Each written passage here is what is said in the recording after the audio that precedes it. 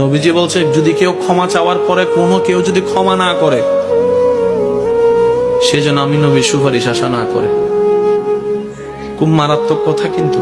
সেজন্য নবীজি বলছেন, হে আমার উম্মত, যা জামিলা হয়েছে, যার সাথে হয়েছে, তুমি ক্ষমা করে দাও, তুমি ক্ষমা করে দাও।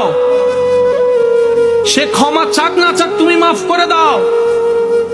তুমি যদি মাফ করলে তোমার ইজ্জতের কমতি হয়, আমি মুস্তাফা থেকে হাসরের ময়দানে তোমার ইজ্জত বুঝে নিও।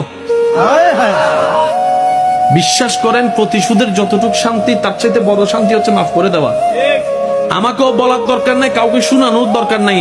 আপনার জীবনের সবচেয়ে বড় শত্রু যে ইনডোর হোক, আউটডোর হোক, ঘরের হোক, বাহির হোক, যার সাথে আপনার বনেও না, যার সাথে চেহারা দেখতে ইচ্ছে করে না, এরকম কেউ থাকলে শুধু মনে মনে আমার দিকে তাকাই হলো কথাটা রাখার জন্য, শুধু মনে মনে বলেন, যা তোরে মাফ করে দিলাম। দেখবেন আপনার মনে এটা কেমন যেন একটা শান্তি লাগা শুরু করবে। বিশ্বাস করেন ভাই, রাগ, হিংসা, অহংকার এগুলো শয়তানের জিনিস। এগুলা নিয়ে কেউ শান্তিতে থাকতে পারে নাই।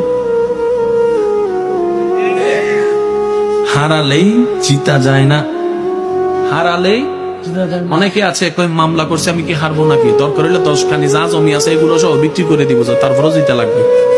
আপনি 10 খানি জায়গা শেষ করে আপনি জিতে গেলেন, এবার আপনার আছে কি? এবার আপনার ছেলে মেয়েরাই তো আপনার 14 গোষ্ঠী দোয়াই ফেলবে। বাস্তব যেটা সেটা বলেন না রে ভাইয়া। তো সেজন্য আল্লাহর ওয়াস্তে নবীর সুন্নত হচ্ছে জীবনের শান্তিতে থাকার সবচেয়ে গুড ওয়ে। আল্লাহ পাক আমাদের সবাইকে বুঝার তৌফিক দেন।